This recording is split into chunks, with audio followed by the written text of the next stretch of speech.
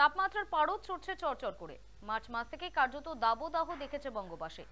আলিপুর হাওয়া অফিস জানিয়েছে আগামী 7 দিনে তাপমাত্রা আরো বাড়বে।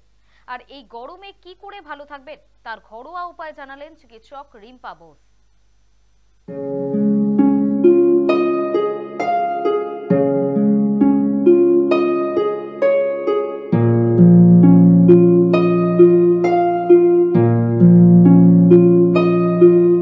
যে গরম প্রধান দেশে সবচেয়ে আগে যেটা আমাদের দরকার ডিহাইড্রেশন আর রিহাইড্রেশন, এই দুটো কথা আমরা শুনি এবং বলি।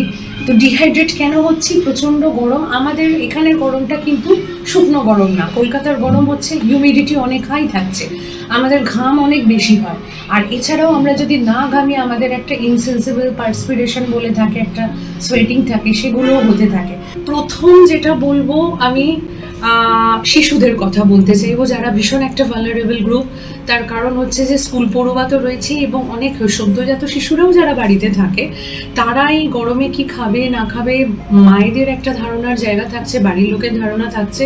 প্রথম 6 মাস আপনারা যারা সদ্য মা হয়েছেন, এই প্রচণ্ড গরমের হাত থেকে বাঁচতে সেই শিশুটি নর্মাল ডেলিভারি শিশু হোক কিংবা সিজারিয়ান সেকশনের শিশু হোক, ওদের প্রত্যেকের জন্য আপনাদের থেকে খাবার পাওয়াটা কিন্তু খুব জরুরি। বাচ্চার খাবারটা জোগান হচ্ছে আপনার শরীর থেকে, তাই আপনার নিজের সচেতনতা, নিজের একটা ব্যালেন্সড ডায়েট, সেখানে যথেষ্ট জল যাতে থাকে, ফল যাতে থাকে, ফলের রস যাতে থাকে, আপনাদের মায়েদেরও সেটা খেয়াল রাখতে হবে। এসি চালাবেন কি চালাবেন না, এবং শিশু ঘামছে তাহলে সেই জায়গায় কি করবেন। ইউজুয়ালি ডাক্তাররা বা আমরাও সব ক্ষেত্রে বলে থাকি 40 ডিগ্রিটা তার জন্য অসহনীয়, কিন্তু 15 ডিগ্রিটাও অসহনীয়।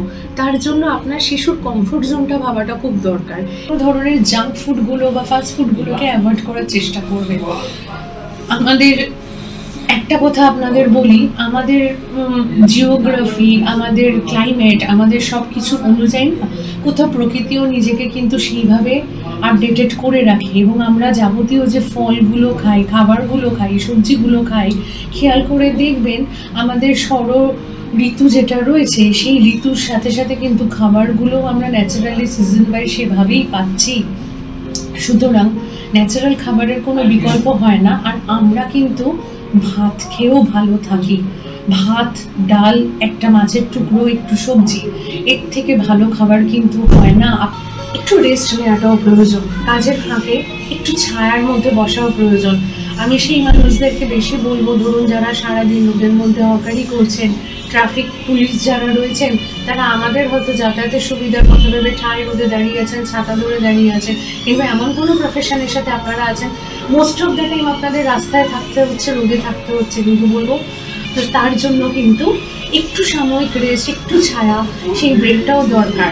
আর পাশাপাশি চোখে মুখে একটু জলের ছাপটা দেবেন। তারপরে ধরুন মৌরি মিছরি ভেজানো জল, কখন একটু জিরে ভেজানো জল, মেথি ভেজানো জল, মাঝে সাঝে এগুলো একটুখানি খাবেন। তার একটা বড় কারণ হচ্ছে শরীরের অনেক পেট গরম, শরীর গরম, এই ব্যাপারগুলো থাকে। আগেকার দিনে আমাদের মা ঠাকুমাদের টোটকার মধ্যে এগুলো থাকতো।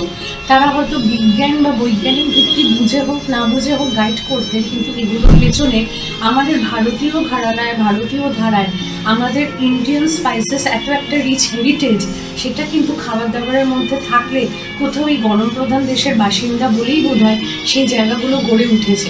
আমি বলছি না রোজ খান, কিন্তু মাঝে সাঝে খান, এবং সেই জায়গা থেকে তাতে কি হবে, শরীরের একটা ডিটক্সিফিকেশন হবে, শরীরের একটা জলের যোগান হবে, এবং তাদের ন্যাচারাল ইনগ্রেডিয়েন্টগুলো পলিফেনল, অ্যান্থোসায়ানিন, ফাইটোকেমিক্যালস যেগুলো আছে সেগুলোও আমরা পেয়ে যাব, এবং সার্বিকভাবে হয়তো একটা সুস্থ থাকার পথে এগিয়ে চলতে পারবো।